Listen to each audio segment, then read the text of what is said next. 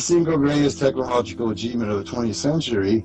And you would think that being the case, that every artifact connected to that would be very carefully preserved and cataloged and stored somewhere in a temperature-controlled vault or in the Smithsonian or whatever, under heavy guard and lock and key, and preserved for posterity, right? But yet what we find instead is that NASA seems to have lost like everything. If you go looking for the plans for the launch vehicles, we don't have those. The original tapes, seem to have lost those. The telemetry tapes, those seem to have gone missing.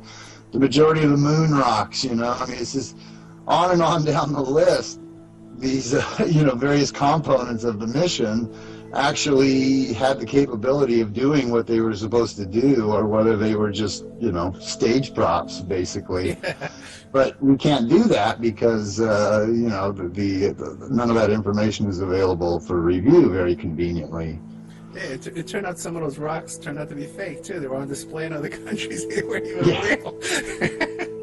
Yeah, a little embarrassing for NASA when their moon rocks turn out to be pieces of petrified wood. But they don't even blush. They don't blush. Proudly displayed for decades. Yeah. That's moon rock. There's not even an apology. There's no press conference. There's no investigation. There's nothing. It's insane. And all of them, of course, landed safely in the ocean. We never had one miss and, crash land into the, Arizona desert or anything like that. They all landed perfectly into the ocean, safely into the ocean, of course. The safety record is just phenomenal, compared to what we have today. But there were all kinds of amazing, technological achievements. We created this multi-stage rocket that could, shed parts as it went along, and there were a lot of huge supposed, major milestones, major firsts that had never been done before, performing a docking maneuver in lunar orbit, and landing on the surface of the moon, taking back off from the surface of the moon, somehow rendezvousing with the command module and performing this docking maneuver in lunar orbit. Nothing remotely like that had ever been done before or since. Right. Has never been done since. But yet we couldn't.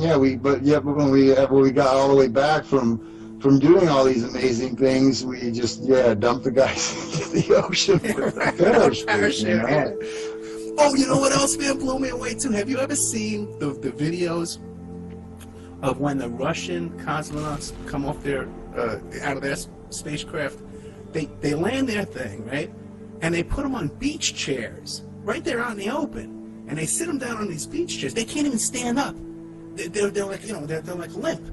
And then they start fanning them like with a notebook to give them air, So like, how could our guys be landing after going all the way to the moon and back, and they come strutting out of that, out of that little pod, like nothing happened.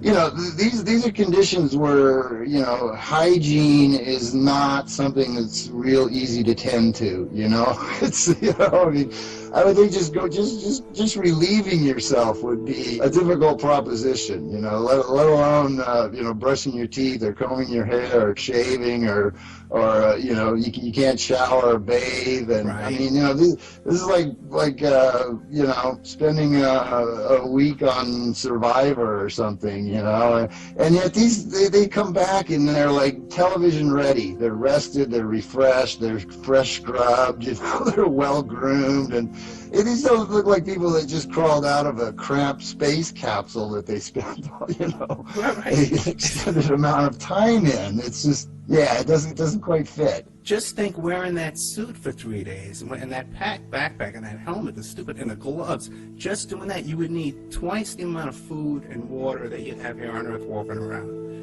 How could we pack all that much? Well, they had Tang. I'll give them that. They had the Tang. Of course, that got them a little further along. But, how could you pack all that food and water for 3 days for 3 men under those kind of conditions with the batteries and the power supply to keep everything running? Just the sheer number and weight of batteries that would be required to keep all of these not only the spaceship, but all of the life-sustaining functions, you know, Right. temperature control and, you know, oxygen control and food. Yeah, and I mean, just, you know, the quantities of food and water and, I mean, just all kinds of things that they would have, you know, spare parts and, you know, tools and stuff, because if something goes wrong on the spaceship, you can't pull out the phone book and call the local repairman to come and fix it, you know? You got to have everything conceivable for every possible emergency situation, for every possible contingency, as well as just the basic life-sustaining functions, you know, the basic things that humans need to survive in that environment. I mean, if they had that amazing technology, you know, almost 50 years ago, then, you know, somebody should have picked that up and ran with it. Well, it's interesting. In my research, I saw today that the batteries that they had on the dune buggy wouldn't even operate in those temperatures. And neither would the battery that they had in the cameras. They had regular D-cell batteries in the cameras. There's regular batteries off the shelf. So there's no way they're going to operate in 100 degrees below zero.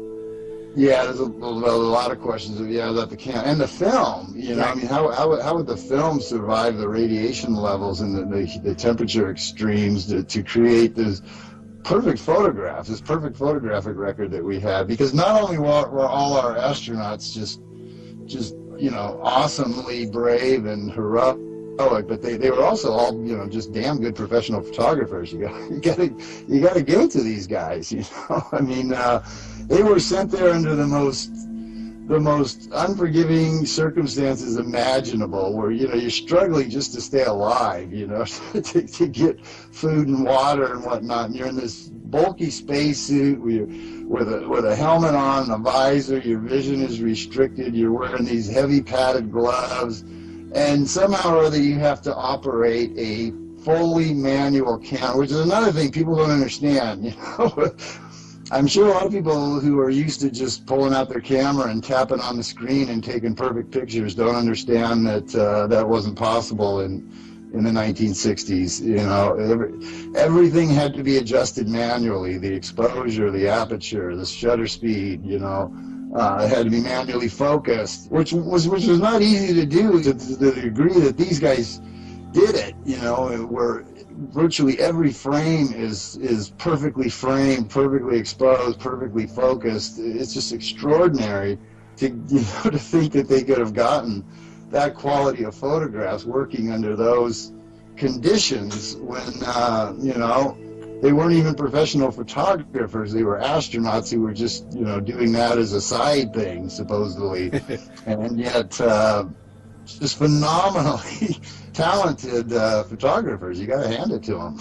and professional lighting, too. There was all kinds of, you know, really artistic lighting done. Yeah.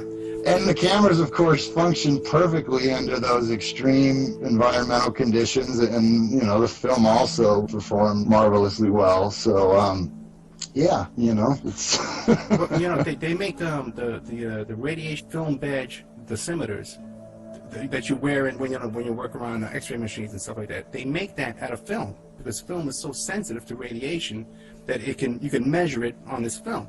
So that there's no way going through the Van Allen belt and then being on, you know, with no atmosphere on the moon, all this kind of craziness, that this film would not be damaged along the way. You know, these pictures would not have made it to the cover of Time magazine under any circumstances. It's just exactly. I mean, yeah, I'm an avid but very amateur photographer who, you know, eventually sold out and switched over to digital. But for years, I shot everything on film. You know, when I would travel, I would take just, you know, like 20 rolls of film with me, you know, because you know, you didn't have a little memory card. You could just take unlimited pictures of everything you see.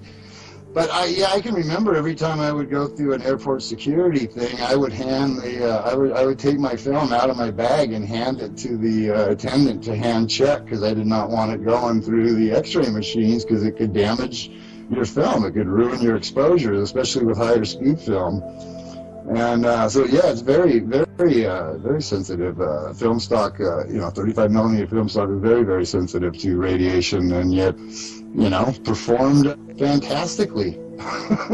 Yeah, so many people. As did all the other technology. I mean, everything performed flawlessly. You know, I mean, everything. I don't remember, other than, Apollo 13, and even then, everyone made it back alive. It was a happy ending. So why, when we talk about going back to, quote unquote, going back to the moon, are they constantly talking about reinventing the wheel when this stuff had a far greater safety record and much better, performance record than what we produce now? We can't build a space shuttle now that doesn't, doesn't kill a bunch of people every now and then. But back then we could. So why reinvent the wheel when what we already had was actually better?